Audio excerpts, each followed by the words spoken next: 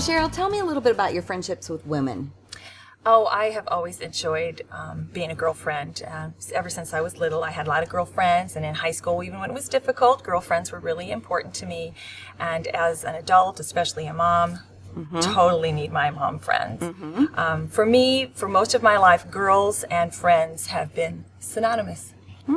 So really love the company of women, especially in these mom years, because I swear my girlfriends have not only taught me a lot, but they have kept me sane.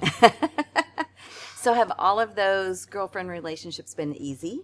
Oh, well, most, not all. I mean, every once in a while there's one of those relationships. And in fact, I'm thinking of one now. But, you have to be honest, when you're in the company of women for a lot of the time, you get the best and worst of a woman. And I know what that is because I am one. And I've realized that sometimes I'm my own worst enemy when it comes to being a friend. I once read in Dear Abby that there are two kinds of people in this world. There are those that walk into a room and say, "Here I am. Come talk to me. Come ask me about me. Come make me feel comfortable." And then there are those that walk into a room and say, "There you are. You look very interesting. I think I'd like to get to know you better." Now, we all want to meet there you are people. But how do we actually become one? Well, we start by moving from being self-focused to others-focused. Our goal is to make somebody else feel comfortable rather than worried about our comfort level. However, sometimes forging friendships isn't the only difficult things about female friendships. It's also maintaining those friendships. Let's hear from a mom who had a difficult friendship that turned into something very positive. So where did you run into trouble, Cheryl?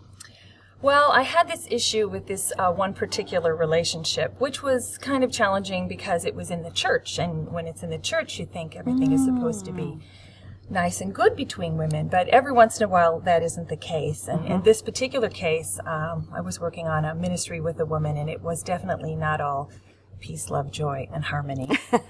So do you have any sense of what the problem was?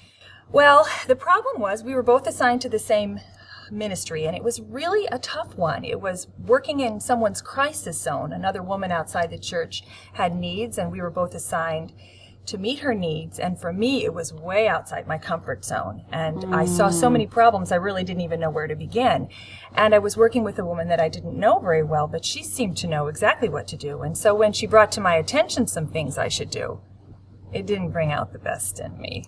I felt challenged. I felt a little put upon, bossed around. But of course, I grinned and bared it. I smiled and I did my work. But every time we were together, we could really feel that tension between us. And it was worse when I really had my own idea and started to do something for this needy woman, and I found out that the other gal had already done it or was planning on doing it twice as good as I was. So what I realized is that I did have a lot of insecurity about meeting expectations because I was totally unclear as to what the expectations were. Right. And then I think I wrapped up all my fears and insecurities and bad feelings, and I just put them on her. Right. It's easy to do. So how did that actually affect your serving? Well, when we were together, we ignored each other, which is a weird way to serve together.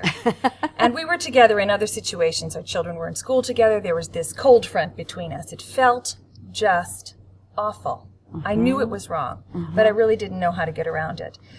But one day, after maybe some sleepless nights and some icky feelings and some things leaking out of my lips that were in my head, I knew that there was a better way, especially within the church. And I was sitting in a church service, and I don't know if it was something the pastor said or what the worship team had sung, but I felt like God had hit me right upside the head, and he said, "Cheryl, how do you expect to serve someone outside the church when you can't even serve with someone inside the church?" Wow. So it was really a wake-up call for me. Yeah. So where's that relationship at today? Well, the first thing I did before I lost my nerve was I got out of that pew and I went out into the lobby, and I swear I ran smack dab into this woman. And we would normally avert our eyes and walk in another direction, sweet Christian women that we were. But this time I touched her arm. I think she jumped with electric shock. And she said to me, "Yes." And I said, "I need to apologize to you. I am so sorry that I started this relationship off on a bad foot. And I hope you'll forgive me and allow me to start over again." It was really nothing that I wanted to do, but something I was so compelled to do. Wow, that was powerful. It took a lot of courage. Yeah, I think it did. I don't think it was of me, though. I would agree. And you know what she said? What? Nothing. She didn't say anything? She was totally surprised, totally taken aback. But it was okay. It didn't matter to me. What really mattered was that I, for the first time in that circumstance, was doing the right thing at the right time for the right reason. And I felt like I could clearly put her needs and the needs of the woman that we were serving in front of my own. And it was like a weight was lifted from me. I was like, 20 pounds lighter. And Right. who doesn't like that feeling? That's so neat. Yeah. So things now, a lot better. Little by little, the difficulty melted away, and we started to work together.